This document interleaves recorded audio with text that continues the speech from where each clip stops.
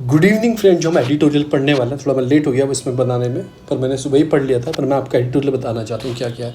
जो editorial first editorial आता है वो आता था state of India poor must be acknowledge. इसमें क्या मतलब है, जो पुअर हैं उनको भी कंसिडर करो। ये नहीं कि आप अमीर अमीर को ही देखते रहो और अमीरी को ही बढ़ते रहो। इसमें क्या है, जो एब्जेक्ट पॉवर्टी है, यानी कि भयानक जो पॉवर्टी है उसको भी आपको कंसिडर करना है, उसको नहीं छोड़ना है। जो एडिटोरियल स्टार्ट होता है वो स्टार्ट होता है एक तरह से जो डिफ़िकल्टी फेस कर रहे हैं, गवर्नमेंट भी फेस कर रही है, इवन जो आदमी भी फेस कर रहा है डिफ़िकल्टी को। जो पॉवर्टी की डेफिनेशन है according to the World Bank, वो बोलता है $2 इन ए डे इंसान कमाना चाहिए तो वो पॉवर्टी की लाइन में कहीं आएगा। फिर जो आपका श्री रंगाराजन कमेटी है उसने भी बताया था कि पॉवर्टी की लाइन क्या होनी चाहिए। ये सब मैं आपको बताऊंगा। सारी कमेटी, तेंदुलकर कमेटी ने कितना बताया, रंगाराजन कमेटी ने कितना बताया, ये सब अपने नोट से बताऊंगा मैं आपको। तो मैंने आपको ये हिंट दे दिया कि क्या पॉवर्टी की चीज़ है। फिर दूसरी जो आती है चीज़ें, राइजिंग गुरु, जैसे विश्व गुरु इंडिया को बोल रहे हैं, पर drastic rise in the poverty, यानी कि विश्व गुरु तो आप बन रहे हो, साथ साथ में आपको क्या बोला जा रहा है, आपके यहाँ जो ड्रामेटिक राइज भी हो रहा है। किस चीज़ का? पॉवर्टी का राइज हो रहा है। सर्वे कराया गया इन 2013 में, said India stood 99 among 131 country. जो अब की 131 कंट्री में से इंडिया का जो स्थान आता है वो 99 आता है इन द पॉवर्टी। और लोएस्ट अमंग द ब्रिक्स, जो ब्रिक्स के नेशन है आपके Brazil, Russia, India, China, south Africa, उसमें सबसे लोएस्ट आपका आता है। Fail in the lowest middle income country, यानी कि हम जो फेल करते हैं मिडिल में भी लोअर सेक्शन में आएंगे। इसके 3 सेक्शन होते हैं मिडिल के, एक मिडिल अपर होता है, एक मिडिल होता है, एक मिडिल लोअर होता है। तो हम मिडिल के भी लोअर सेक्शन में हम काउंट होते हैं, ऐसा बोला गया। We are still a novel, हमारे यहाँ क्या है, हमारे नोवल कोरोना वायरस चल रहा है, उसके 3 इंपॉर्टेंट चीज़ आई हैं। तो उससे निकल के 3 इंपॉर्टेंट चीज़ क्या गई। पहले तो fall in the monthly per capita income. अगर आप पर कैपिटा इनकम यानी कि हर आदमी की मासिक आय वो कम हो गई है। अगर कंसीडर करें जो 2017-18 में सबसे कम नापी गई थी, इससे कम जो थी वो 1972-73 में इतनी कम आई थी, उसके बाद अब कम आई थी। पहले जब क्या रीज़न था कि 1971 में इंडिया में वॉर हुई थी, उसकी वजह से लोगों की जो इनकम है फॉल हुई थी। 2017-18 में क्यों कम हुई थी? 2016 में क्या हुआ था? Demonetisation.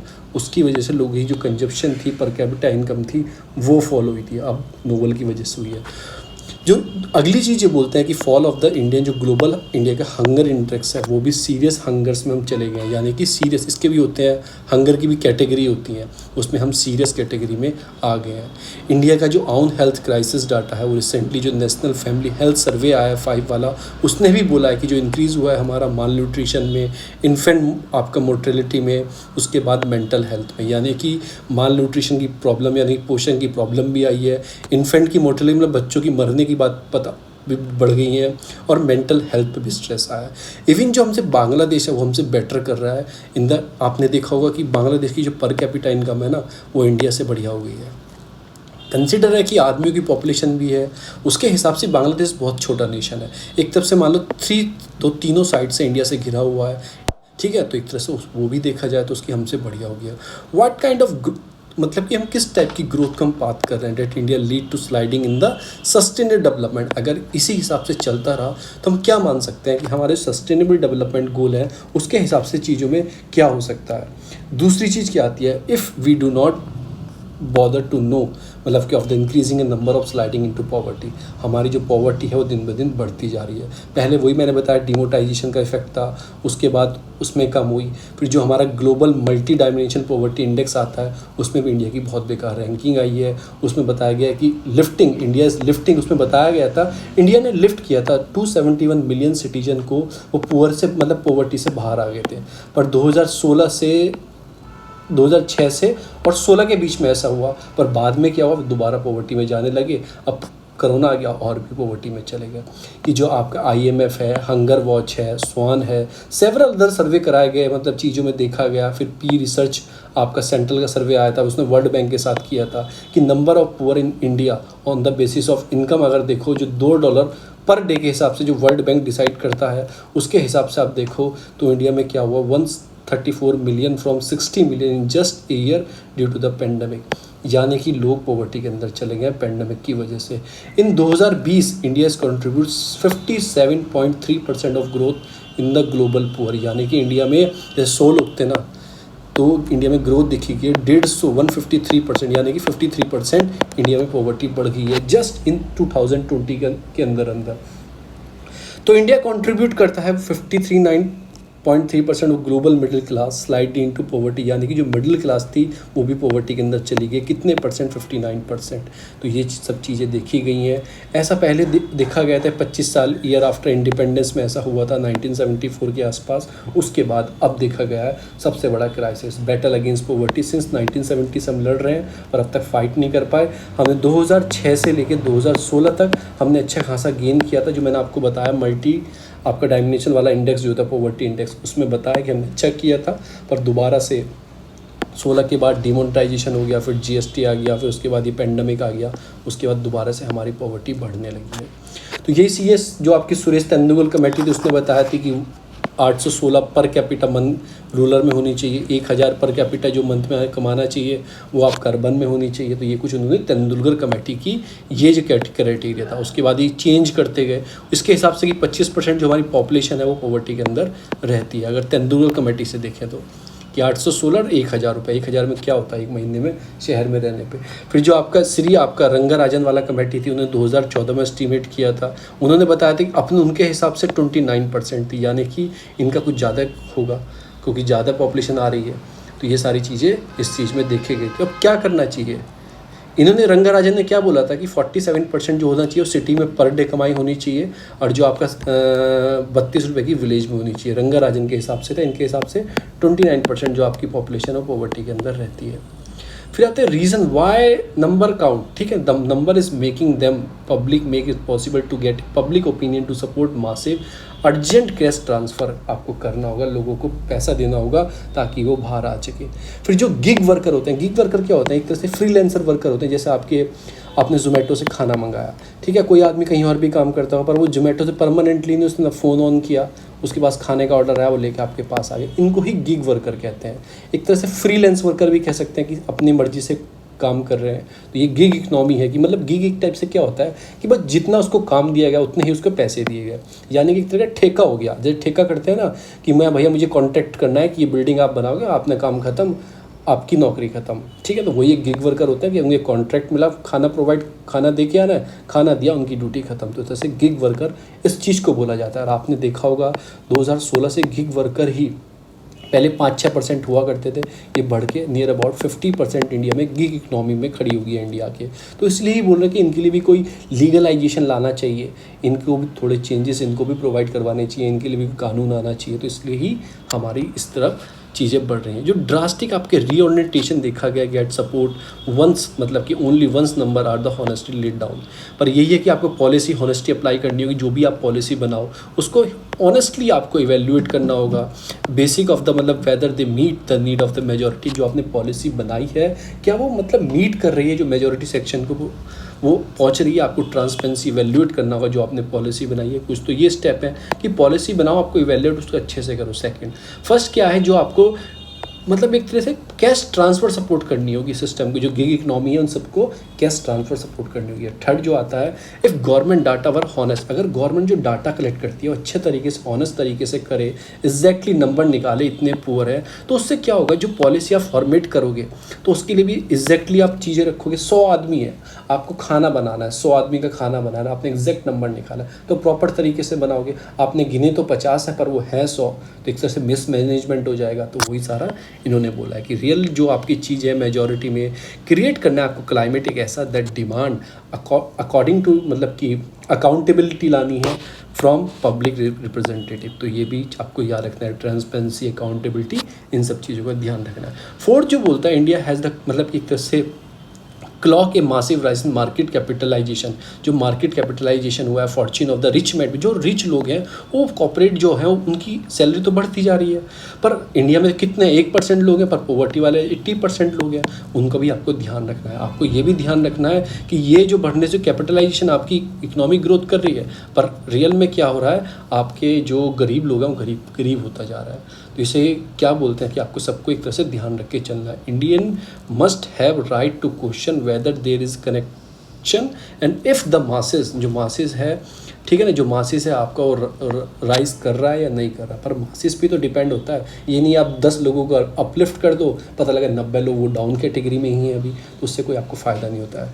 Country can not shy away from counting the poor. ये नहीं कि आप अमीर को ही गिनाओ सबके आगे खड़ा करके, हाँ जी हमारा अंबानी, मुकेश अंबानी, ये अंबानी, वो अंबानी, ये अडानी, ये सब। आपको ये भी दिखाना है कि हाँ चलो हमारे यहाँ गरीब हैं, हम उनके लिए अच्छा काम करेंगे। तो एक तरह से वही सारी बात आपको accountability in the schemes, accountability and transparency in the data, जो आप पॉलिसी फॉर्मेट कर रहे हो उसमें भी एक तरह से अकाउंटेबिलिटी और ट्रांसपेरेंसी रहनी चाहिए, ठीक है ना। तो ये सब चीज़ें उसमें बात की गई है। फिर इसमें क्या गया, सी द ब्रेड लाइन। ये अर्जुन जो सेन गुप्ता है नेशनल कमीशन ऑफ एंटरप्राइजेस के, उन्होंने क्या बोला था, 836 मिलियन जो इंडियन स्टिल आर, मतलब कि जो है वो रिमेन है एक मार्जिनलाइज होने का। मतलब मार्जिनलाइज क्या होता है, बस हल्का सा उनके ऊपर कोई बात हुई वो एकदम पॉवर्टी के अंदर चले गए, हल्की सी कुछ आई हल्का सा बाहर निकल गया, फिर कोई बात है फिर अंदर पॉवर्टी के अंदर चले गए। तो बस वो लाइन पे खड़े हैं एकदम, हल्की सी कोई डिसबैलेंस हुआ सोसाइटी में एकदम पॉवर्टी के अंदर चले जाते हैं।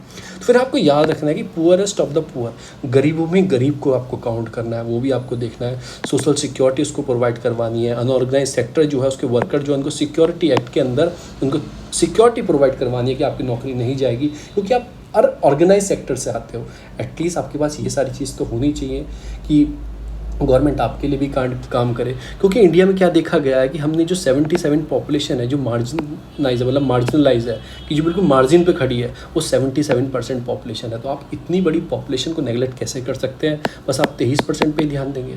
इन सब चीज़ों का आपको ध्यान देना है, यही सारी चीज़ इसके अंदर बताया गया है। फिर इसमें क्या है, फास्टर ग्रोइंग इकोनॉमी है India of the country which is larger rise of the number of poor of the people. तो आप तो फास्टिंग ग्रोइंग इकोनॉमी है वर्ल्ड की, दूसरी साइड आपके साथ क्या हो रहा है कि आपकी क्या हो रहा है, rising the poor population, poor people भी आपके आगे बढ़ रहे हैं। तो ये सारी चीज़ें, ऑब्जेक्ट क्या है कि पॉवर्टी का, मतलब इस चीज़ को आपको ध्यान देना है।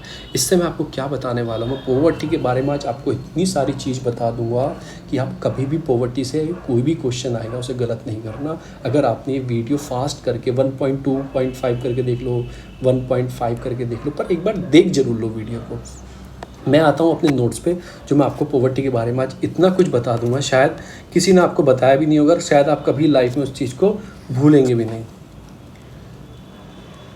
जो पॉवर्टी है, एक तो पॉवर्टी इज़ द मल्टी आपकी डायमेंशनल कॉन्सेप्ट है, मतलब कि बहुत बड़ा कॉन्सेप्ट है, छोटा मोटा कॉन्सेप्ट नहीं है। पॉवर्टी एक अपने आप में ही बहुत बड़ा चीज़ है। पॉवर्टी क्या है, इज द स्टेट, कोई स्टेट हो या कंडीशन हो इन विच पीपल, जो उसके पर्सन है, सॉरी पीपल नहीं, पर्सन जो है वो लैक द रिसोर्सेज उसके पास, मतलब उसके पास कोई रिसोर्सेज नहीं है, कुछ भी हो सकता है रिसोर्सेज में, खाना नहीं है, कपड़े नहीं है, कुछ नहीं है, और मिनिमम स्टैंडर्ड ऑफ लिविंग वो रहता है। मतलब कि एक बस क्या है, पानी मिल गया पीने के लिए, खाना मिल गया खाने के लिए, और कोई स्टैंडर्ड उसके पास नहीं है, ना ही एसी है, ना ही ये है, ना ही फ्रिज है, ये एक स्टैंडर्ड में काउंट होते हैं, उसके पास कोई मिनिमम स्टैंडर्ड नहीं है।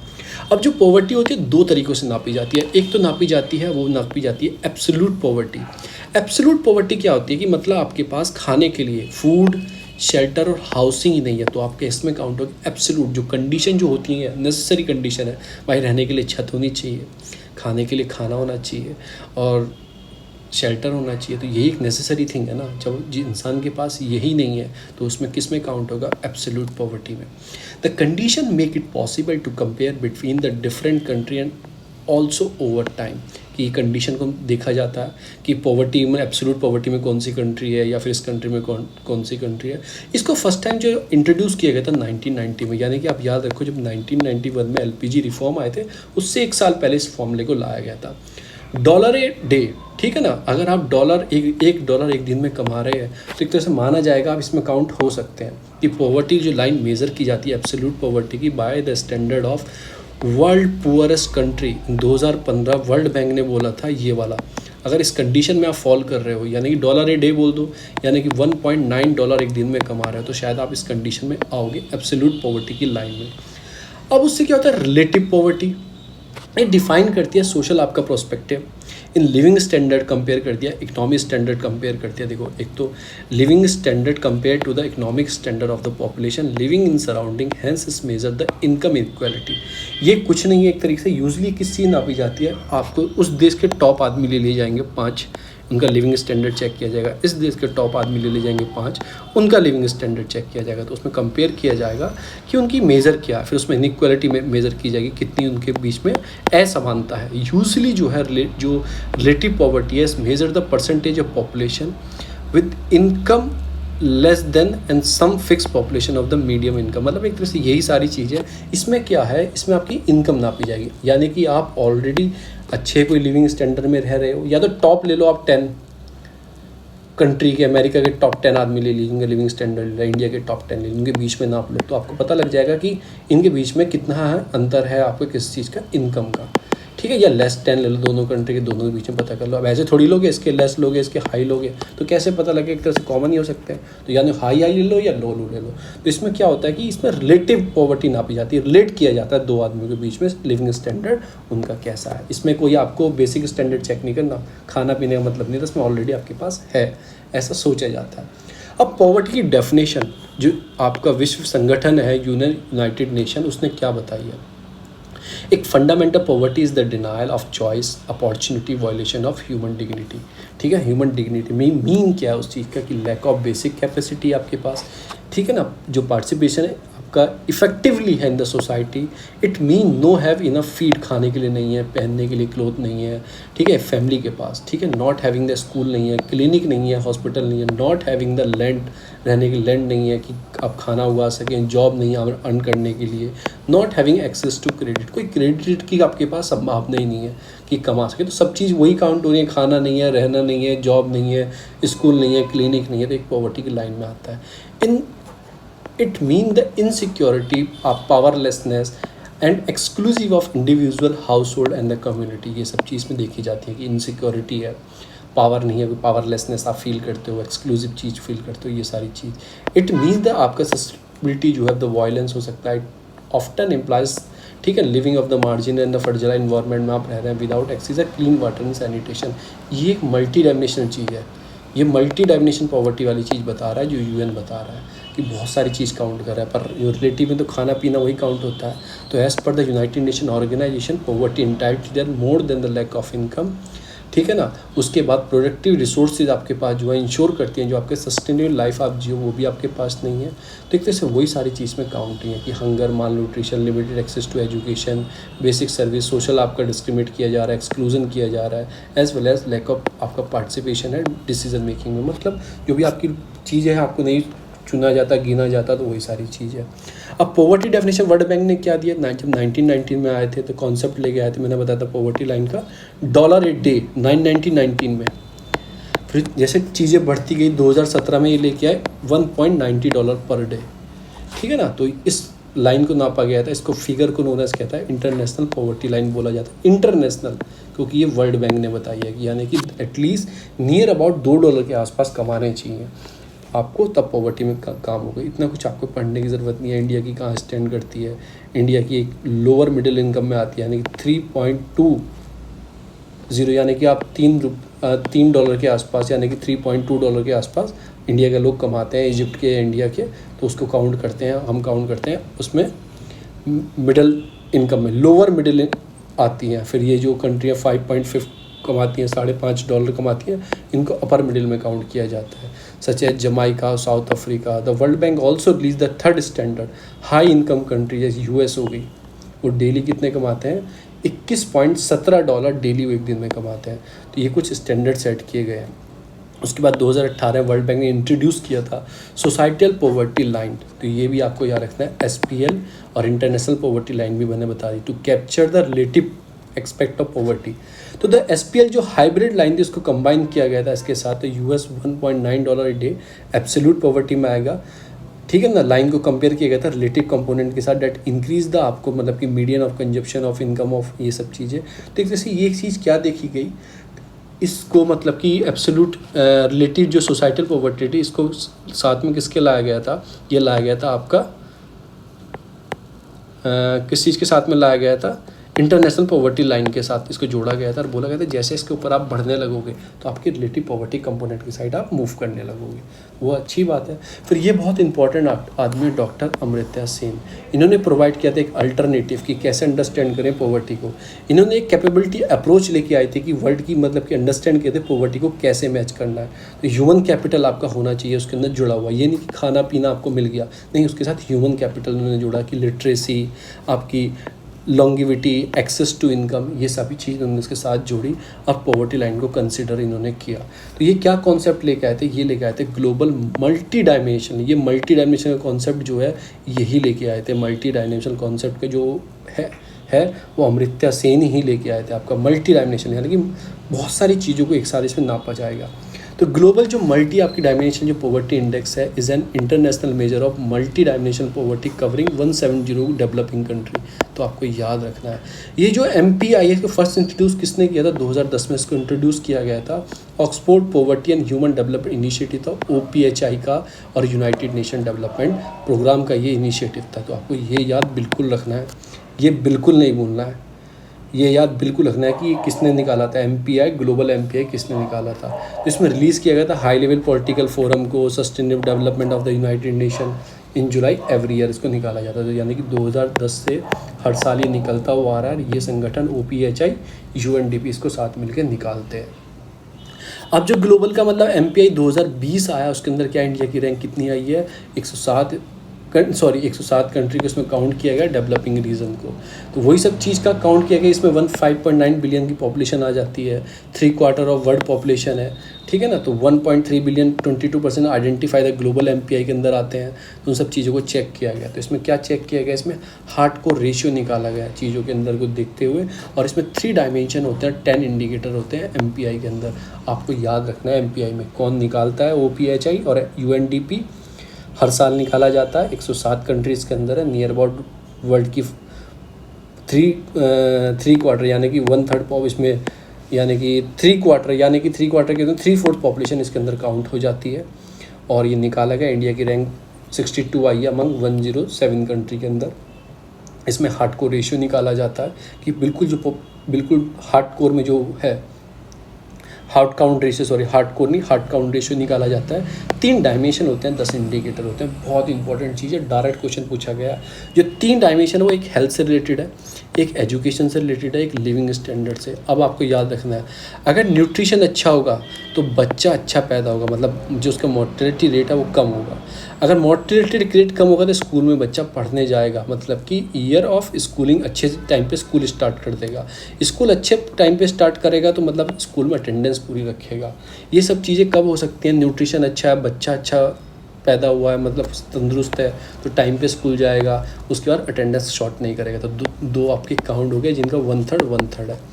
अब 1/3 इतने सारे को हो रहा है। ये सब कब मिल सकता है बच्चे को, जब उसकी कुकिंग फ्यूल उसकी माँ अच्छे से कर रही होगी प्रेगनेंसी के टाइम पे, सैनिटेशन की सुविधा होगी, ड्रिंकिंग वाटर होगा, इलेक्ट्रिसिटी होगा, हाउसिंग होगा और एसेट होगा थोड़ा बहुत। तो इन सब चीज़ों के टाइम पे ही आप ये वाली चीज़ सारी ले सकते हैं।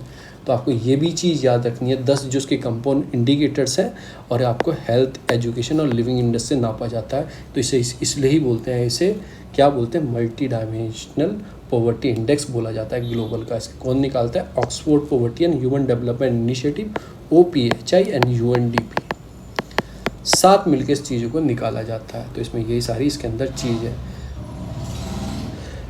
फिर कुछ और परसेंटेज ड्राइव की जाती है एनी एडल्ट, मतलब कि ये तो आप पढ़ लेना, ये तो मैंने इसमें से बता दिया, ऊपर के ही है देखो, हेल्थ का, nutrition, child mortality, school of age यानी ठीक है, नॉन अटेंडिंग एज क्या है कि किस स्कूल में जा रहा है, एंट्रेंस के स्कूल में लिया है, कुकिंग फ्यूल अच्छा है, सैनिटेशन की सुविधा है क्योंकि SDG के अंदर भी आता है sanitation, drinking water facility provide है क्या, इलेक्ट्रिसिटी है क्या, कोई एरिया में इलेक्ट्रिसिटी तो नहीं है, ठीक है, एटलीस्ट 1 ऑफ द 3 हाउसिंग जो मटेरियल है, ठीक है, फॉर द रूफिंग, वॉल, ये फ्लोर, ये सारी चीज़ें उसके अंदर हैं क्या, एसेट हैं क्या, computer, telephone, animal card, television, इन सब के एसेट है तो सब चीज़ में काउंट होते थे। तो मल्टी डायमेंशन इसलिए बोला जाता है इसे। अदर पैरामीटर भी हैं इसके, जैसे disemployment, poor quality of work, social inclusion, rural urban आपकी डिस्पेरिटी है, थ्रेट ऑफ वायलेंस है, living in the area that are environmentally hazardous. तो ये अलग से हैं, पर मेन जो मैंने ऊपर के बताए वो उसके मेन है, सारे आपको याद रखने हैं।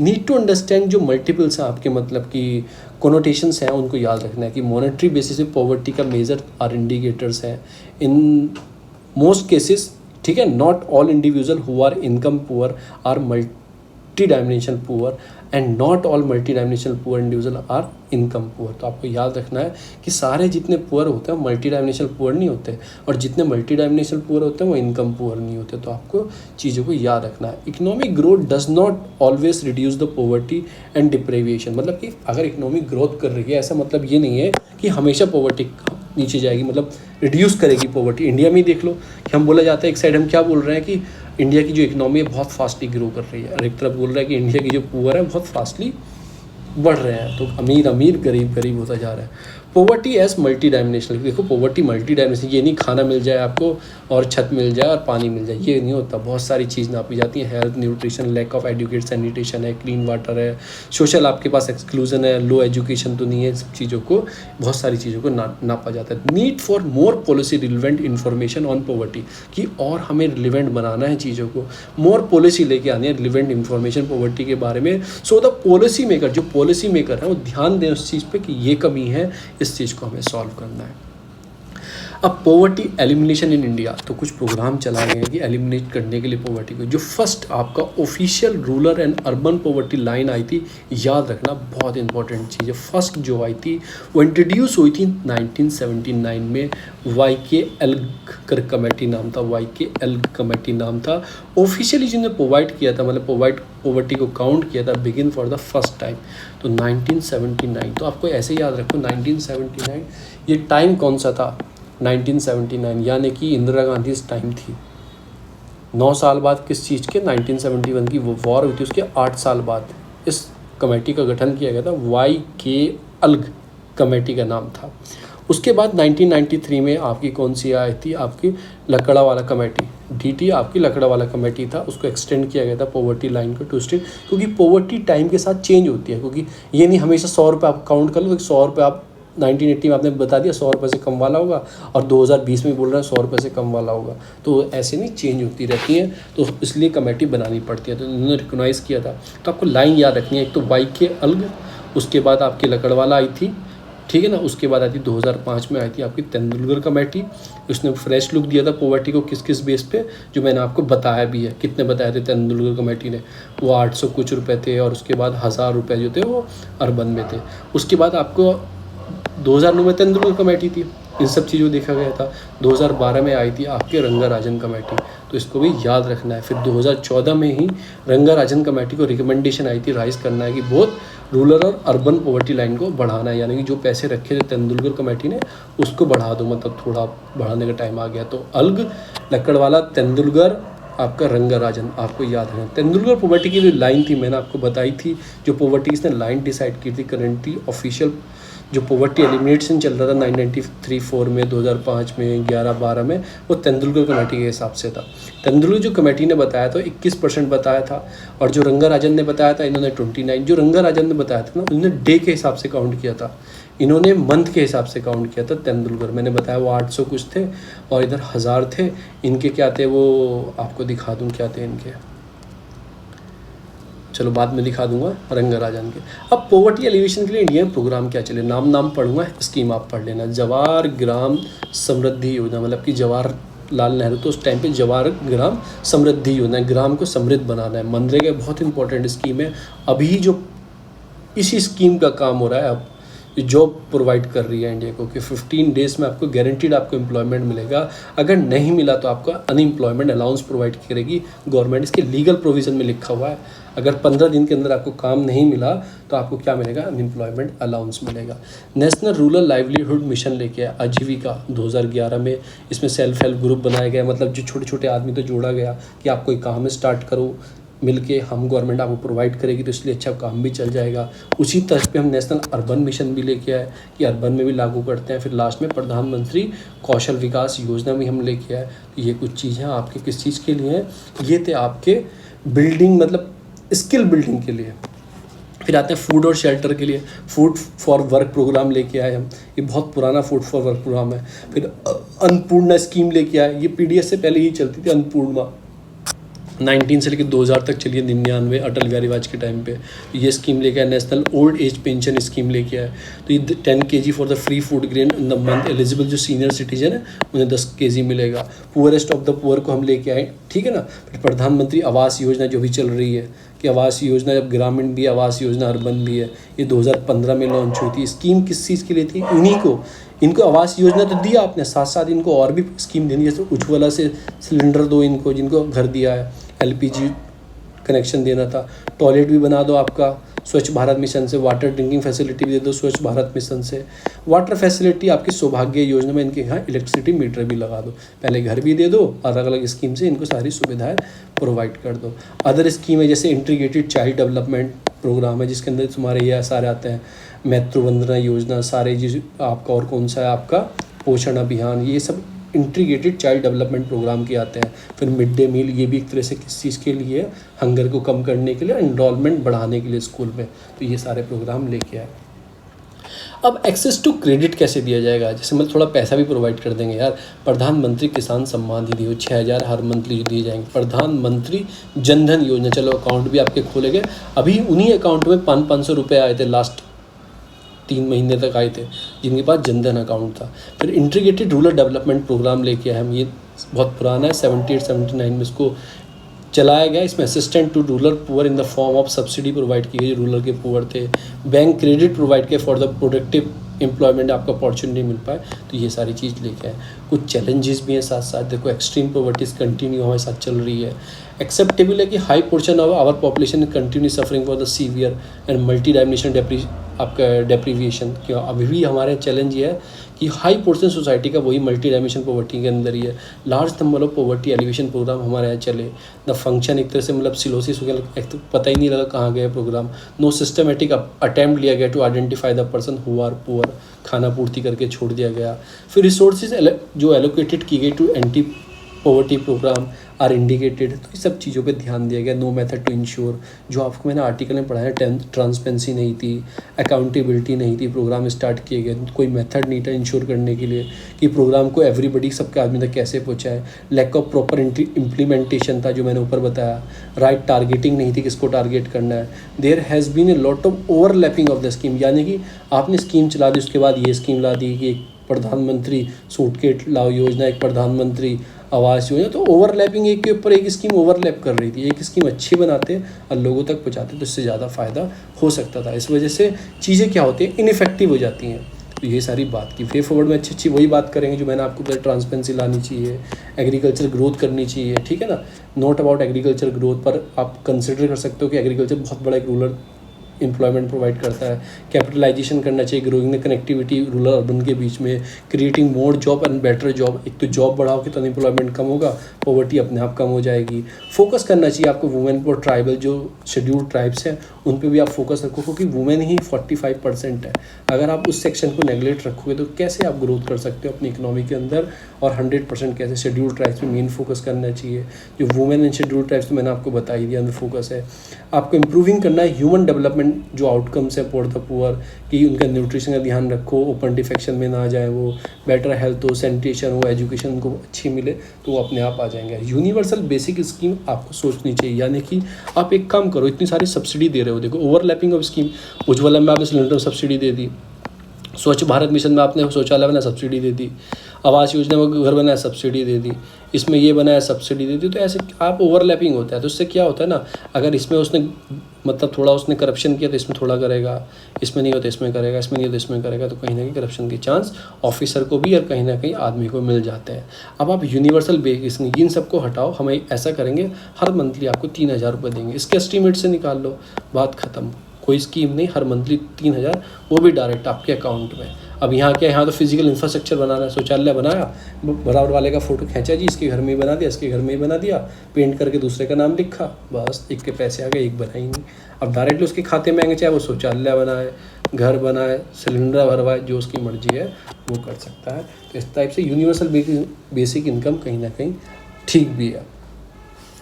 हिंदू पे आते हैं, जो मैंने आपको बताया था 47 डे और 32 इन द विलेज, जो आपकी रंगाराजन की क्या थी और इनकी कितनी थी 816 और 1000 तेंदुलकर की। लास्ट में रंगाराजन ही आई थी। फिर दूसरी जो आती है, अभी ईरान में नए प्रेसिडेंट आए। अब देखते हैं क्या टॉक्स करेंगे किसके साथ, आपका वाशिंगटन के साथ, वेस्टर्न कंट्री के साथ क्या टॉक्स करेंगे, नॉर्मलाइज करेंगे टाई अपने। फिर इनका इंडिया और ईरान का भी इशू है, 6 बार पोर्ट हम डेवलप कर रहे हैं। फिर हम इनके साथ और भी चीज़ क्या कि नॉर्थ साउथ कॉरिडोर डेवलप करना है, जो मॉस्को से होता हुआ, मतलब 6 बार पोर्ट से मॉस्को जाएगा, तो इसे नॉर्थ साउथ कॉरिडोर बोल रहे हैं, क्योंकि ये अपने कांडला को जो गुजरात का है, गुजरात का वहाँ से ही आप 6 बार शिप जाएगा, रोड बाय रेलवे ये सीधा मॉस्को जाएगा। इतना जो टूर जाता है कांडला से, आपका Red Sea Gulf of Aden से निकलता हुआ, यहाँ से Red Sea Gulf of Aden से निकलता हुआ इधर जाता हुआ, और फिर इधर स्ट्रेट ऑफ गिब्राल्टर से बाहर निकलता हुआ, फिर इधर इंग्लैंड से अंदर जाएगा आपका इंग्लिश चैनल से, और फिर जब जाके कहीं मॉस्को के अंदर पहुंचता है। तो इतना बड़े रूट से सीधा रूट आपको मिल रहा है, तो वो रूट की बात करेंगे। ओपनिंग करेगा ईरान की इकनॉमी को कि फॉरेन इन्वेस्टर उसके अंदर आए।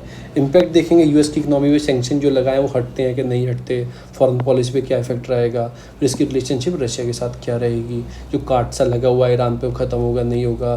फिर JCPO डील, मतलब कि जॉइंट कॉम्प्री जो प्रोग्राम है, एक्शन प्लान है, उस पर क्या बात होगी, जो आपका न्यूक्लियर डील के लिए है, ठीक ना, उस पर क्या बात होगी नहीं होगी। भी सीरिया इराक में जो टेंशन है उस पर ईरान क्या बात करेगा, सऊदी अरबिया की जो साथ टेंशन चलती है वो आगे बात बढ़ेगी या नहीं बढ़ेगी। इधर न्यूज़ इतनी इंपॉर्टेंट नहीं है, इसमें यही है कि अफगानिस्तान से भी क्या है, यूएस क्या कर रहा है, विड्रॉल कर रहा है 11 सितंबर को। तो जो अफगानिस्तान के प्रेसिडेंट हैं वो यूएस में चले गए हैं और बोला है कि प्लीज़ आप थोड़ा ध्यान रखो, क्योंकि जो इंसर्जेंसी है, मतलब कि जो टेरर इफेक्ट है, वो तालिबान ने फिर राइज करना स्टार्ट कर दिया है यूएस के ऐसा बोलते ही। तो यूएस ने कमिटमेंट दिया, आगे दिखाऊंगा कि हम कोशिश करेंगे ईरान पे हम दोबारा से कब्जा ना होने दें, और पीस टॉक, जिसे दोहा टॉक बोला गया, वो टॉक को कंटिन्यू करने की बात की है कि तालिबान से ही बात करेंगे, सबसे बात करेंगे। कल के अखबार में मैंने आपको बताया था, तालिबान ने खुद बोल दिया है कि हम चाहते हैं, पर हम क्या चाहते हैं, हम वहाँ पे एक मुस्लिम जो उनका लॉ है उसके हिसाब से गवर्न करेंगे कंट्री को, जो वहाँ के माइनर हैं, वुमेन हैं, उनका भी ध्यान रखा जाएगा। दूसरी क्या आती है, टूवर्ड से मोर फेडरल स्ट्रक्चर। इसमें कुछ नहीं है, पूरे में क्या बात की गई है, जो डायरेक्ट टैक्स कलेक्ट करते हैं, मतलब कौन कलेक्ट करता है, स्टेट कलेक्ट करती है, सेंटर के बाद जमा कर देती है।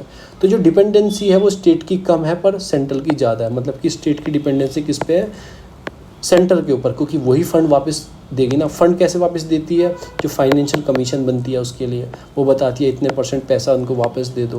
तो ये सारी चीज़ें हैं।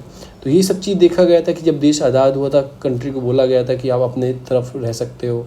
जब ब्रिटिश पैरामाउंसी को रिलैप्स हुआ था, ठीक है ना, उसके बाद बोला गया था जिसको अलग रहना अलग रहो, जो पाकिस्तान के साथ जाना है पाकिस्तान के साथ जाओ, प्रिंसिपल स्टेट को जो इंडिया के साथ रहना इंडिया के साथ रहो। तो तेवनकोरा, हैदराबाद, जोधपुर, भोपाल, जूनागढ़, इन्होंने बोला था हम सेपरेट रहना चाहते हैं, पर बाद में इनको एनेक्स कर लिया गया था। गोवा को 1961 में पुर्तगीज़ ने अपने आप ही इंडिया को दे दिया था। तो ये सारी चीज़ें, जो यूनियन का जो स्ट्रक्चर है ना, वो यूएस की तरह नहीं है, वहाँ की स्टेट अलग का होता है और सेंट्रल में अलग होता है, पर इंडिया में थोड़ा अलग है। इंडिया में सेंट्रल गवर्नमेंट के पास ज़्यादा power and compare to the US. अब जो रिवेन्यू डिस्ट्रीब्यूशन होता है, डायरेक्ट टैक्स का, जो इनकम टैक्स हो गया, कॉर्पोरेट टैक्स, वो कौन करता है, सेंट्रल करता है, ऑब्वियसली बात है, ठीक है ना। बस यूएस में क्या होता है, वहाँ फेडरल अलग करती है, स्टेट अलग करती है, तो वहाँ पे कोई लड़ाई भी नहीं रहती। स्विट्जरलैंड में भी ऐसा होता है कि अपने आप करती है। इंडिया में क्या होता है, पर यहाँ सेंट्रल करती है, सारा टैक्स सेंटर के पास आता है, उसके बाद डिस्ट्रीब्यूशन होता है। जैसे इस ईयर हुआ है, फाइनेंशियल कमीशन ने क्या बोला है कि 41% जो ग्रॉस टैक्स आपने रिवेन्यू कलेक्ट किया है वो स्टेट को दे दो, 41%। तो इसमें देखा गया पिछले महीने से 1% कम है। पिछले साल की जो रिपोर्ट थी, फाइनेंशियल कमीशन की रिकमेंडेशन थी, 5-5 साल की रिकमेंडेशन आती है। अभी इस वाले की 2021 से 2025-26 तक है। इससे पहले 2015 से 2014 से 2019-20 तक थी, पर 20 में नहीं बनी क्योंकि कोरोना आ गया था। तो 1 साल के लिए आप बोल सकते हो कि इस बार क्या हुआ, 1 साल के लिए अलग बनी थी, क्योंकि 2020-21 से चलनी थी ना, तो 2020-21 की अलग बनी थी। अब 2021-22 से 2025-26 की अलग बनी है। तो ये सारी चीज़ इसमें बताई गई हैं कि जो 1% कम इसलिए किया कि यूनियन टेरिटरीज बनाएगा जम्मू कश्मीर लद्दाख रीजन को, तो 1% पैसा वहाँ पे यूज़ कर लें, क्योंकि यूनियन टेरिटरी सेंट्रल के अंडर में आता है। State government category fund for the central government, ये सारी इसमें चीज़ें बताई गई हैं। टारगेट ये रखा गया है, जो सेस होता है सेस भी सेंट्रल गवर्नमेंट लगाता है और उसके साथ शेयर नहीं करता, किसी स्टेट के साथ उसका शेयर नहीं होता, इसमें बताया गया है। स्टेट गवर्नमेंट क्या करती है, बस वो टैक्स लिक्वर पे, प्रॉपर्टी पे, रोड और व्हीकल पे टैक्स लगाती है। ऑल इंडिया लेवल पे देखा गया state get 26% of the total revenue from the central government. बताते कितना 41, और ये देखा गया 26% रिवेन्यू ही सेंट्रल भेजता है स्टेट के पास। जो पुअर स्टेट है कहीं ना कहीं 50% तक पहुँच जाता है, पर है तो कम ही ना। 31% बोल रहे पर 26% ही आप शेयर कर रहे हो। जो पुअर है उनको ज़्यादा पहुंचा रहे हो। अलाउ करता है कि रूलिंग पार्टी एकदम सेंटर में अलग है, स्टेट में अलग है, तो वहाँ भी बहुत इफेक्ट देखा गया है। जैसे आपको महाराष्ट्र में, दिल्ली में, आपका कर्नाटक में देखा जाता है, बहुत बहुत दिनों में बोलते पैसा नहीं है, ये दवाई नहीं दे रहे हैं, ये नहीं दे रहे हैं, तो स्टेट एक तरह से चीज़ों को देखता जाता है। फिर गुजरात में कंट्रीब्यूट किया 72%, वहाँ पर इतना टैक्स भेज दिया, ठीक है ना। तो ये एक चीज़ बता रहे हैं कि ये जो स्टेट हैं, 4 स्टेट हैं, आप ये भी देखो 4 स्टेट हैं, दिल्ली, गुजरात, ये सारी स्टेट हैं, तमिलनाडु और आपका गुजरात, 72% रिवेन्यू कलेक्ट करती हैं। पर रिवेन्यू इनके पास इतना आ नहीं पाता जितना मतलब उत्तर प्रदेश है, ये कितना करता है रिवेन्यू, इतना कलेक्ट करता है 3.17, जाता कितना 17% इसके पास, क्योंकि एरिया बड़ा है उसका, पॉपुलेशन भी बड़ी है, तो इस तरह से इक्वलिटी गवर्नमेंट रखती है। तो सारी बात इसमें यही की गई है कि आपको सेपरेट कर देना चाहिए। पॉलिटिकल पावर जो सेंट्रल में अलग होती है, स्टेट में अलग होती है, उस चीज़ का बहुत फ़ायदा उठाया जाता है। तो कोई आपको need to look beyond the आपको फ्रेमवर्क, आपको एक फ्रेमवर्क लाना चाहिए, उस चीज़ों का ध्यान रखना चाहिए। फिर politics does not depend on the expert opinion. On the top जो एक्सटेंडेड क्या पेंडेमिक है, नेगेटिव इकोनॉमिक ग्रोथ है, लॉस ऑफ करोड़ों ऑफ जॉब चली गई है, इस सिचुएशन में आप ऐसी कंडीशन मत करो जिसके स्टेट के हिसाब से है ना आप पैसा दो। और नॉर्थ और साउथ में भी डिफरेंस पैदा मत करो कि नॉर्थ को ज़्यादा दो और साउथ स्टेट को कम दो, क्योंकि साउदर्न स्टेट जो है वो किस चीज़ के लिए काम कर रही है, फैमिली प्लानिंग के लिए काम कर रही हैं। कैसे फैमिली प्लानिंग को कंट्रोल किया जाए, फैमिली प्लानिंग अच्छी की जाए। या नॉर्थ में क्या हो रहा है, बच्चे ही पैदा हो के जा रहे हैं, पॉपुलेशन की कोई वो ही नहीं है, फैमिली प्लानिंग नहीं है, तो उनको भी ध्यान रखो। कभी बाद में ऐसा ना सुनो आप कि श्रीलंका बन जाए कि नॉर्दर्न अलग साउदर्न अलग लड़ाई कर रहे हैं, वेस्टर्न और ईस्टर्न जो पाकिस्तान की लड़ाई हुई है, ऐसा ना बन जाए, वायलेंस क्रिएट ना हो जाए। नॉर्थ साउथ में इतना डिस्क्रिमिनेट मत करो, यही बात बोली है। इंडिया हार्ड वॉन जो इंडिपेंडेंस थी, वो unity need to be preserve. आपको इतनी हमने मुश्किल से आज़ादी मिली है, उसके बाद भी हम यूनिटी को हमें बचा के रखना है। Today there is a threat from China, there is a threat from Afghanistan, US withdrawal its troops Afghanistan, तो वहाँ भी थ्रेट उभरा है, क्योंकि वहाँ पे कौन कौन से जैश मोहम्मद एक्टिवेट हो सकता है, ये सारे एंटी इंडियंस हैं, तो बहुत प्रॉब्लम आ सकती है। Allow the centre to focus on the मतलब एक्सटर्नल थ्रेट, फोकस करना चाहिए सेंट्रल को एक्सटर्नल थ्रेट के, बाहरी जो थ्रेट है इंडिया के बाहर के, उनको देखना चाहिए। इंटरनल जो डिप्रेशन क्रिएट कर रही है गवर्नमेंट, उसको नहीं करना चाहिए, इस बात का ध्यान रखना चाहिए। तो मैं आपको इसमें क्या बताऊंगा, फाइनेंशियल कमीशन बताऊंगा उसने कैसे कैसे डिवाइड किया है फंड को। फिर ये वैक्सीन से रिलेटेड पॉलिसी है कि गवर्नमेंट ने क्या किया कि यूनिवर्सल वैक्सीनेशन होना चाहिए, इसमें कुछ नहीं है। अब गवर्नमेंट ने एक नई पॉलिसी लाई, 21 तारीख से लागू हुई है। गवर्नमेंट क्या करेगा, सारी वैक्सीन खरीदेगा, 75% जो 100 वैक्सीन बनी तो 75% सेंट्रल गवर्नमेंट खरीदेगा, उसी को स्टेट को देगा लगाने के लिए फ्री ऑफ कॉस्ट। और 25% इन्होंने छोड़ दिया, किसके पास छोड़ दिया कि वो प्राइवेट मैनेजमेंट से जाएगी, प्राइवेट हॉस्पिटल अपने आप खरीदेंगे, पैसों में से लगाएंगे, पैसे फिक्स सेंट्रल गवर्नमेंट ने कर दिए हैं।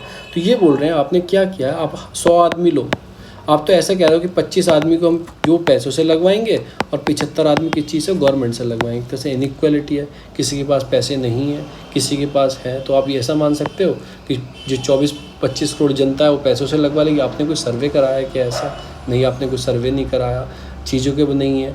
और जो आपका पाई रिसर्च जो आपका रिसर्च आई थी, उसने क्या बोला था, people earning less than $2 a day has doubled, वो डबल हो गई है। पहले 5.9 करोड़ थी, वो 13.4 करोड़ हो गई है। तो उससे आप देख सकते हो कितनी कंडीशन वर्स्ट हो गई है। जब $2 एक दिन के नहीं कमा पा रहा, क्या वो 1000 रुपये की वैक्सीन लगवा लेगा अपने लिए? तो आप खुद देख लो उसे कितने दिन लगेंगे 1000 रुपये कमाने में, 500 दिन लगेंगे, ठीक है ना। तो वो कैसे वैक्सीन ले सकता है।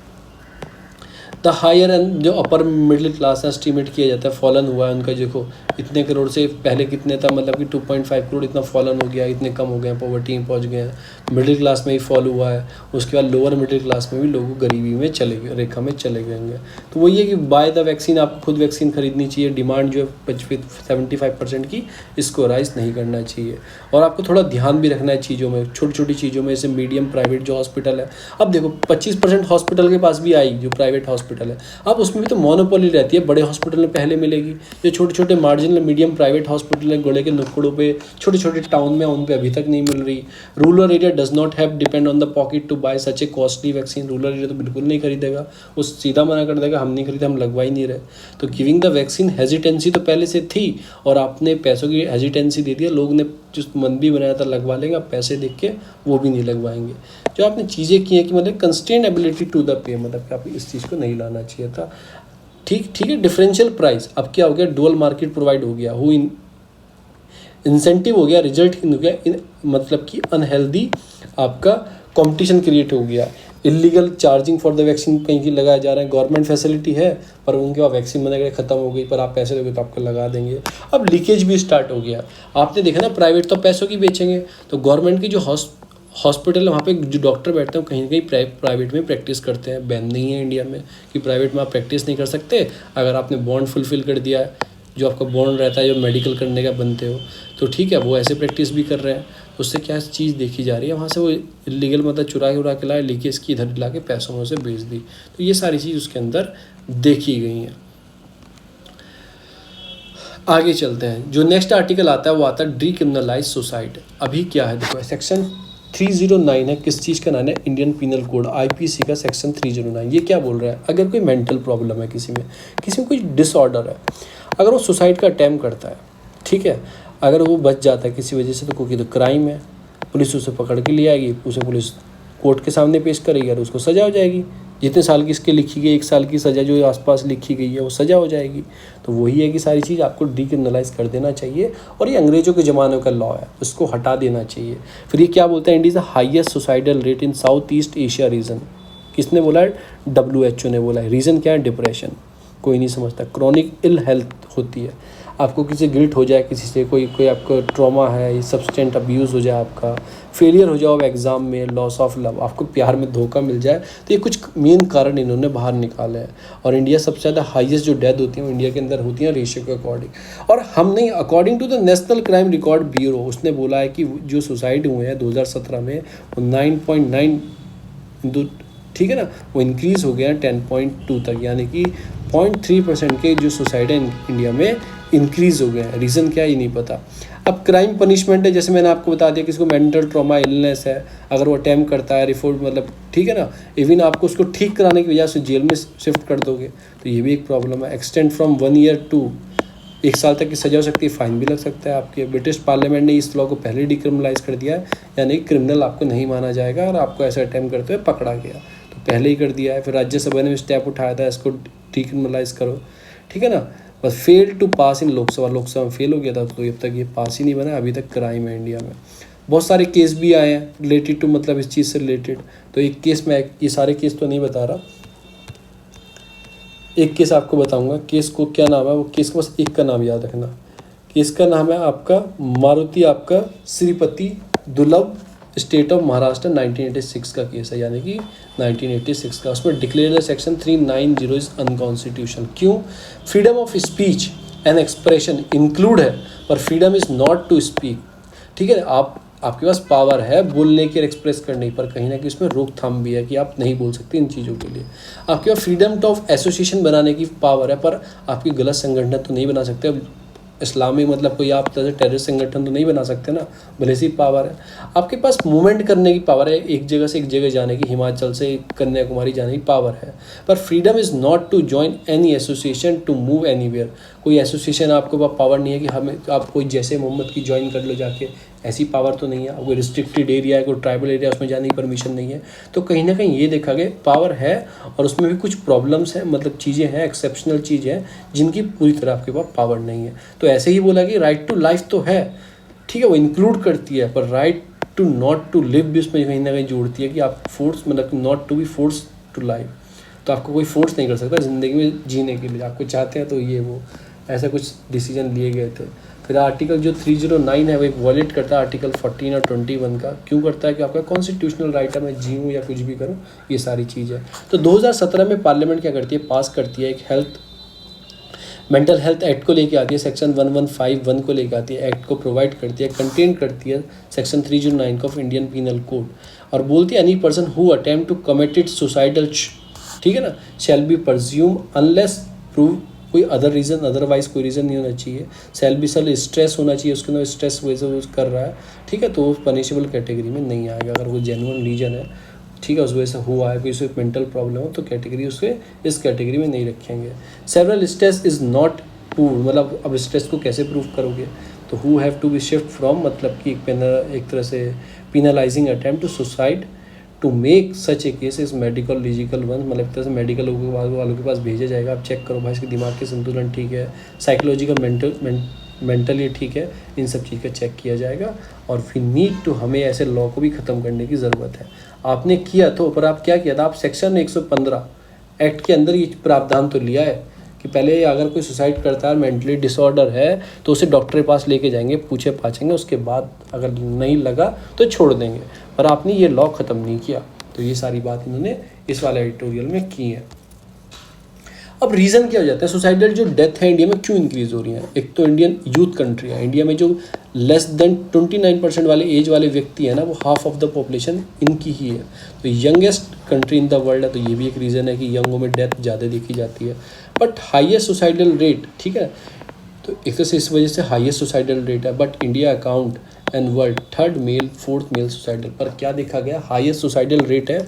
और जितने पूरे वर्ल्ड में महिला मरती हैं उसमें से 3 किसकी होती हैं, वो इंडिया की होती हैं। चौथा फीमेल जो होता है वो भी इंडिया का होता है। जैसे कितनी मरी, 3 महिला मरी, उनमें 2 तो किसी और कंट्री होंगी, पर तीसरी महिला जो होगी वो इंडिया, 6 मरी, 6 में से मतलब 3-3 भाग में डिवाइड करेंगे, तो इसमें से 1 इंडिया की होगी, और तीसरी में से 1, और उसमें से चौथे में से 1 आदमी इंडिया का होगा। तो ऐसा बोला गया। रीज़न क्या है, एक तो फैमिली प्रॉब्लम हो सकती है, ठीक है, आप अर्बनाइजेशन में जाते हो, मतलब शहरों में रहने लगते हो, एक ब्रेक डाउन हो जाता है। लार्ज और ट्रेडिशनल जो फैमिली होती है ना, एक दूसरे सपोर्ट करते हैं, तो वो एक तरह से ब्रेक हो जाता है, मेंटल डिसऑर्डर में जाने लगते हो और सुसाइड करते हो लास्ट में जाके।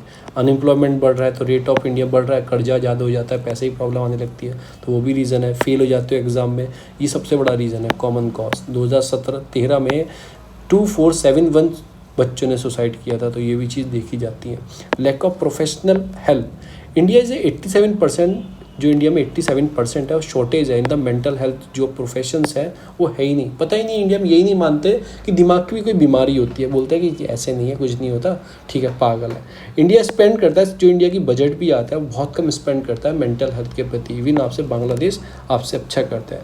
और सब्सटेंस अब्यूज़, कई बार देखा जाता है कि दारू वाले को अब्यूज़ किया जाता है, ड्रग वाले को, टबैको वाले को, डिसऑर्डर वाले को अब्यूज़ किया जाता है उनके साथ, तो वो भी उनकी भी डेथ हो जाती है। फिर सोशल नेगलेक्ट, मतलब जो सोसाइटी है ना आपकी, वो भी कभी भी नेगलेक्ट करती है। एक टैबू क्रिएट हो रखा है सोसाइटी में, अगर आपको मेंटल प्रॉब्लम है, इवन आपके घर वाले आपसे ये नहीं बोलेंगे बेटा बाहर मत बताना, किसी से अवॉइड करते हैं उस चीज़ को बात करने के लिए। तो ये सारी चीज़ें हैं, इन चीज़ों को आपको नहीं करना चाहिए, देखना चाहिए, कुछ मेजर लेनी चाहिए, जैसे टीचर ट्रेनिंग। क्योंकि एक जो होती है ना कि ईजी गेज होता है, जो टीचर होती है ना, टीचर एक उसका शिक्षक होता है, एक ईजी गेज होता है। बच्चा आज 6-7-8 घंटे स्कूल में रहता है, वहीं पे स्ट्रेस फील करता है, तो एक ईजी गेज है नापने के लिए कि सुसाइडल की टेंडेंसी कैसी है बच्चे के अंदर। कुछ चल तो नहीं रहा, तो एक टीचर को ट्रेनिंग टाइप की प्रोवाइड कर देनी चाहिए, वो परख ले बच्चे को। स्कूल में रिफॉर्म लाने चाहिए, कुछ पढ़ाई में ऐसे रिफॉर्म लाओ, चीज़ों को बताओ एक, क्योंकि स्कूल में जो इन्वायरमेंट मिलता है बच्चों के, फोस्टर सच इन्वायरमेंट, क्योंकि इन्वायरमेंट बहुत इन्वायरमेंट मिलता है और स्टूडेंट फील करता है फ्री, उसमें घर में आके घुटन सा महसूस करेगा, और उसमें फील और सेफ ऐसा महसूस करे बच्चा कि वो जो सॉल्यूशन लाइक भी टू बी, मतलब जो उसके लिए बुलिंग आपके लिए एंजाइटी का अलग लक्षण है वो थोड़े कम हो जाए, सॉल्यूशन मिल पाए। और स्पेंडिंग मेंटल हेल्थ आपको बढ़ाना होगा, गवर्नमेंट को बढ़ाना होगा, और एम्प्लॉयमेंट जनरेट करनी होगी, क्योंकि लोगों के पास नौकरी होगी ना, तो नौकरी आपको चीज़ों में जाने नहीं देगी। जो नेक्स्ट आती है वो आती है आपका फाइनेंशियल कमीशन से रिलेटेड। जो 15 फाइनेंशियल कमीशन है, देखो एक तो फाइनेंशियल जो कमीशन है ये कॉन्स्टिट्यूशन बॉडी है। ये क्या करती है कि मेथड निकालते हैं, कोई फार्मूला निकालते हैं कि टैक्स को कैसे डिवाइड करना है, ठीक है ना, बिटवीन सेंट्रल और स्टेट में। आर्टिकल 280 के अंदर ये आती है। प्रेसिडेंट इसको क्या करता है, हर 5 साल के लिए इसको बनाता है। Required to constitute financial commission at interval of 5 साल के लिए बनाता है। अभी 15 फाइनेंशियल कमीशन चल रही है, इसको 2017 में बनाया गया था। इसके चेयरमैन NK सिंह हैं, जो ये रिकमेंडेशन रखेंगे वो 2021-22 से 2025-26 तक फॉलो की जाएगी। एक चीज़ याद रखना है स्पेशल, इसी ने 15 फाइनेंशियल कमीशन ने 2020 और 21 का 1 साल का भी निकाला इन्होंने रिकमेंडेशन, कैसे कैसे पैसा देना है। कोई पेंडेमिक था, सेंटर के पास भी पैसे की कमी थी, उसके पास भी कमी थी, तो इन्होंने 1 साल का अलग से निकाला, ये भी याद रखना। डिस्ट्रीब्यूशन कैसे होता है कि वर्टिकुलर, कि इतना पैसा आया कि हाँ इसके लमसम डायरेक्ट दे दो 41%, 41% डायरेक्ट स्टेट को प्रोवाइड कर दो। और 1% लेस क्यों किया गया, क्योंकि पिछले जो 14 फाइनेंशियल कमीशन थी उसने क्या बोला था कि जब 2000 मतलब कि 14-15 से और आपका 19-20 तक उसने 42% बोला था 14 फाइनेंशियल कमीशन ने। आप उसके चेयरमैन बताना कौन थे कमेंट में। पर जो इस वाली चेयर उसने बोला है 41%, यानी कि 1% कम हो गया। वो क्यों, क्योंकि जम्मू कश्मीर लद्दाख जो है यूनियन टेरेटरी बने हैं और ये सेंटर के अंडर आएंगे, सेंटर इनके लिए कुछ पैसा बचा के रखेगा अपने पास। और एक होता है मतलब कि हॉरिजॉन्टल डिवोल्यूशन, इसमें क्या होता है कुछ इंडिकेटर्स होते हैं, उसके हिसाब से आपको पैसा प्रोवाइड करना है, तो ये होता है हॉरिजॉन्टल आपका डिवोल्यूशन। तो मैं आपको बताऊंगा हॉरिजॉन्टल डिवोल्यूशन क्या होता है, कि स्टेट की पॉपुलेशन रिप्रेजेंटेशन कैसी है, कि पॉपुलेशन मतलब कि स्टेट काम कर रहा है क्या पॉपुलेशन को कम करने के लिए, या फिर स्टेट रिप्रेजेंटेशन नीड स्टेट होती है ना, ज़्यादा लोग होते हैं, ज़्यादा उसको चाहिए होते हैं, तो वो भी आपको चेक करना है। एरिया की अप्रोच क्या है, कि एरिया कैसा एरिया है, कितना बड़ा एरिया, लार्ज एरिया है, ग्रेटर इन द एक्सपेंडिचर होगा तो उसको ज़्यादा पैसा देना है।